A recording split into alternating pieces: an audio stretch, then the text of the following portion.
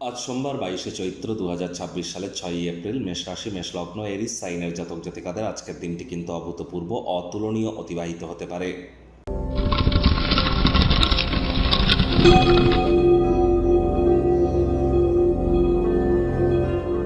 ভিডিওটির শুরুতেই স্ক্রিনে আপনারা দেখতে পাচ্ছেন নবগ্রহ বীজমন্ত্র।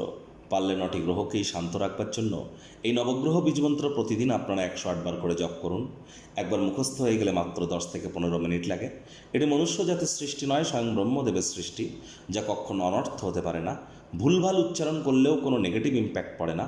একই সাথে 9টি গ্রহকে আপনি শান্ত রাখতে পারছেন, এর থেকে বেটার কিন্তু আর কিছু হতেই পারে না।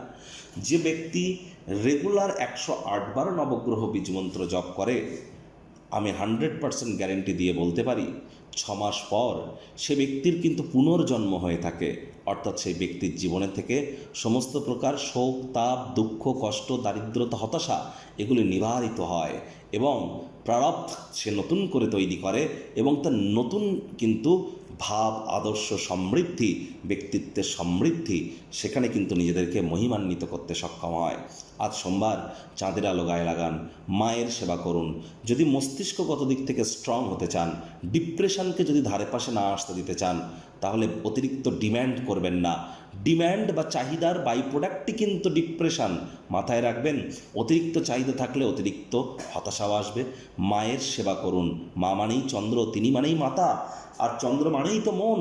তাহলে মায়ের সেবা করলে মন মজবুত হয়। ভাগ্য মিটার আজ আপনাদের বলছে 8.5 আউট অফ 10। ভাগ্য আপনাদের অনুকূলেই থাকবে। দুর্দান্ত একটি দিন আজ আপনাদের জন্য অপেক্ষা করছে। সামনে থাকা সময় সুযোগের সদ্ব্যবহার করতে যেন ভুলবেন না, কারণ এমন দিন কিন্তু জীবনে বারবার আসে না।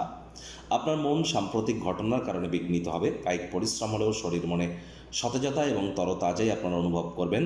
মেডিটেশন এবং যোগব্যায়াম, ধ্যান, প্রাণায়ামের সাহায্য আপনারা নিন। শারীরিক লাভের জন্য এটি আপনাদের ক্ষেত্রে উপকারী প্রমাণিত হবে।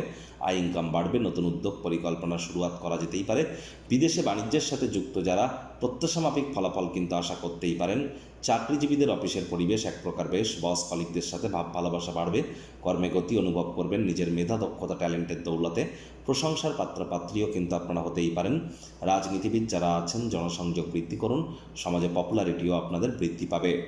আজ অবশ্যই শিক্ষার্থী বিদ্যার্থীদের বলবো, খেলাধুলো করুন, কিন্তু পড়াশোনার জীবনকে ক্ষতিগ্রস্ত না করে সময়ের কাজ সময় করে নেওয়ার চেষ্টা করুন। শিক্ষাই ভবিষ্যৎ জীবনের ব্যক্তিত্ব তৈরির হাতিয়ার।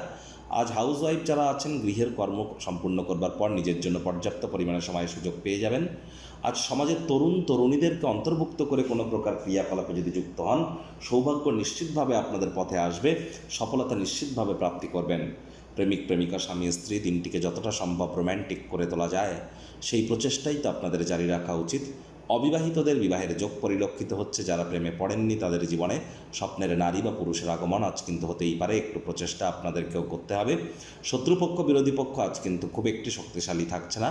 পরিবার পরিজন, নিকটের স্থানীয় ব্যক্তিবর্গ, বন্ধু স্বজন সকলের সাথেই ভাব ভালোবাসা বাড়বে। গৃহের পরিবেশ শান্তিপূর্ণ, নির্ঝঞ্ঝাট পরিগণিত হতে চলেছে। যারা বিজনেসম্যান আছেন, আপনার জগতে বিজনেস করে যারা সাকসেসফুল এবং ফেলিওর, দুই ধরনের ব্যক্তিবর্গের সাথে আলাপ আলোচনা করবার পর গুরুত্বপূর্ণ সিদ্ধান্ত নিন, যা ইন ফিউচার আপনাদেরকে লাভান্বিত করবে।